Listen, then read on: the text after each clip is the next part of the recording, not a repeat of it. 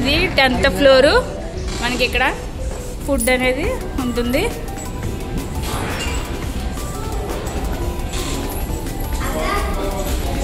ఇది swimming pool.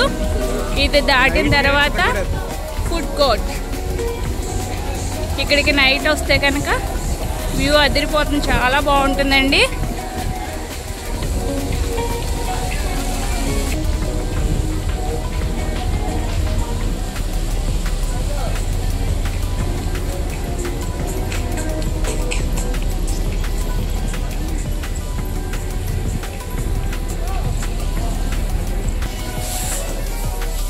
Wow,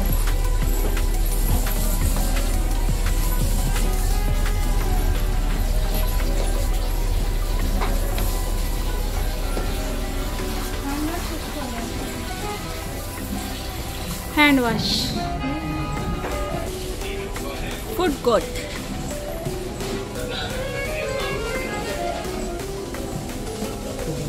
ఇలా హ్యాపీగా ఇక్కడ కూర్చుని ఆ వ్యూ పాయింట్ చూసుకుంటూ ఎంజాయ్ చేయొచ్చు.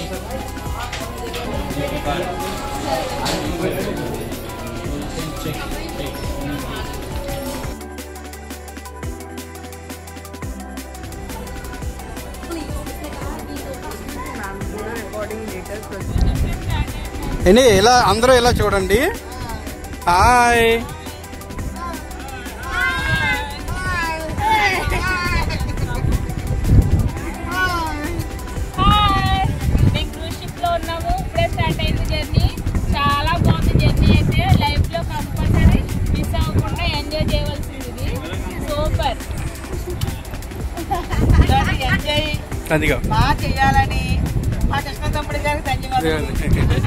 ప్రతి ఒక్కరికి చెప్పబోయేది ఏంటంటే మా సిస్టర్ అండ్ మా అక్కయ్య గారు ఎవరి లైఫ్ లో కంపల్సరీగా ఇలాంటి జర్నీ చేయమని చెప్పడం దీని అర్థమండి. కానీ ప్రతి ఒక్కరు కూడా నిజంగా కూడా కంపల్సరీగా చెయ్యాలని. ఈ వెయ్యి వెళ్ళిపోద్ది ఎక్కడికో, నువ్వు మళ్ళీ ఏరే అనుకో.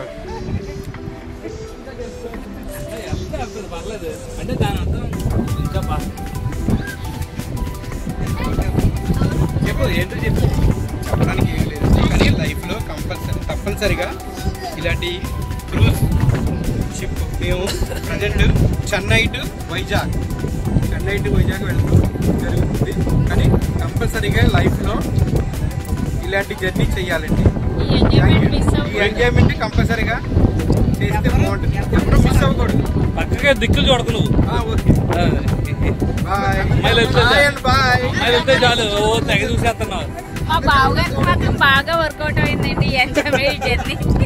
ఇంకా వర్కౌట్ అయినా అసలు వర్కౌట్ అయినప్పుడు చెప్తాను.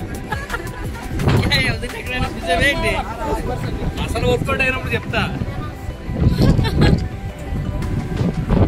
ఇవన్నీ సరదాగా అంటున్నాం కానీ అండి, ఈ జర్నీ మాత్రం ఎంజాయ్మెంట్ చాలా బాగుందండి. అస్సలు వీలున్నంత వరకు మిస్ అవ్వకుండా ఎంజాయ్ చేయడానికి చాలా బాగుందండి.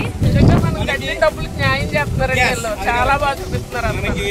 ఆ ప్రైస్ కి మాత్రం నిజంగా ఫుడ్ అది పెట్టి మొత్తం ఎంజాయ్మెంట్ అది చేయడం వల్ల ఆ ప్రైస్ ఇచ్చిన ప్రైస్ కూడా మనం మర్చిపోతామండి. కానీ ప్రతి ఒక్కళ్ళు లైఫ్ లో కంపల్సరీగా ఇలాంటి టూరు వెళ్ళవలసిందిగా మరీ చెప్పడం జరుగుతుంది.